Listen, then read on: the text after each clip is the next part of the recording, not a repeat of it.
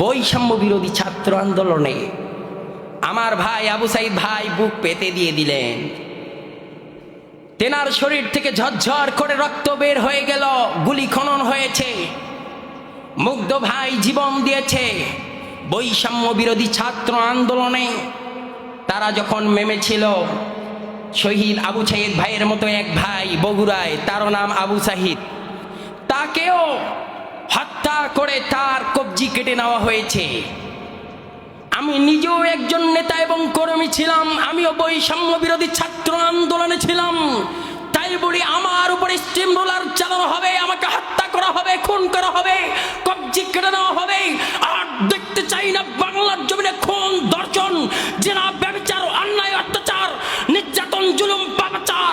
আর দেখতে চাই না কাঁধে কাঁধ মিলিয়ে সবাই ঐক্যজোট হয়ে এক প্ল্যাটফর্মে থাকতে চাই।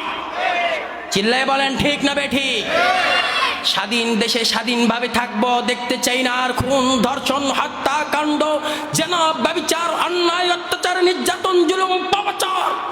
আমার সোনার দেশে আলেমেরা তারা জেলখানায় বন্দী হবে, আর দেখতে চাই না।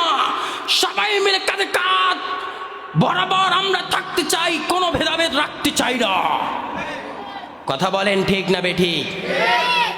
অনেকে বলে এই দেশ আমার বাবা, আমি বলি এই দেশ কারো বাবার নয়, এই দেশ শাহজালালের, ঠিক কিনা?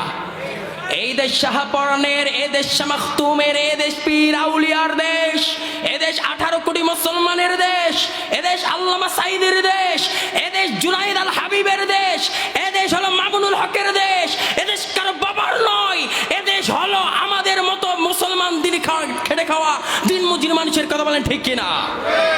এই দেশ কারো বাবার নয়। আমরা বলি এই দেশে সবাই নাগরিক, সবাই আমরা কাঁধে কাঁধ মিলিয়ে থাকতে চাই, ঠিক কিনা বলেন? আমরা আর চাই না হত্যাকাণ্ড, খুন, ধর্ষণ হোক, এটা আমরা চাই না। সবাই একসাথেই থাকতে চাই, ঠিক কিনা বলেন? তাই এই জন্য আসেন, আবার দেখেন কিছু মানুষেরা বের হয়েছে। আমার একজন ভাই মিজানুর রহমান আল আজহারি ভাই কথা বলতেছেন মাঠে ময়দানে। এই কথা বলতেই লক্ষ লক্ষ জনতা হচ্ছে। এই লক্ষ লক্ষ জনতা দেখে কিছু মাজার পূজারি আছে, তাদের গায়ে আর সয় না। ইনি আবার আলটিমেটাম দিয়েছেন সাদিকুর রহমান হাশেমি। তিনি বলেছেন মিজানুর রহমান আল আজহারির কল্লা যদি কেউ কেটে নিয়ে আসতে পারে 10 লক্ষ টাকা পুরস্কার।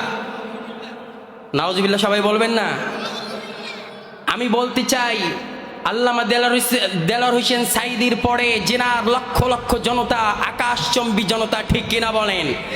এইগুলো মাজার পূজারীদের আর সহ্য হয় না।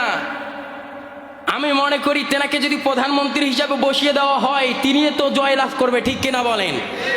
আর তিনি কি কোনো অন্য কোনো কথা বলেন? ইসলামের কথা বলেন, কোরআনের কথা বলেন, তেনার বানানো কোনো কথা বলেছেন আপনারা দেখেছেন? অথচ তিনি বলেছেন যে 10 লক্ষ টাকা দেওয়া হবে পুরস্কার। আমি বলি তাকে অতি শীঘ্রই তাকে আইনের আওতায় নিয়ে আসে উচিত জবাব, উচিত শাস্তি দেওয়া হবে বাংলার জমিনে। সবাই আওয়াজ দিয়ে বলেন ঠিক না বেঠিক?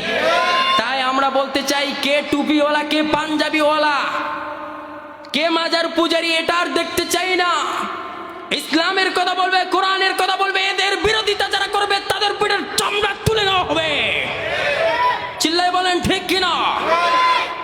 তোমরা তার বিরোধিতা করো, আকাশচম্বী জনতা দেখে তোমার মুখ থেকে নাল পড়ে।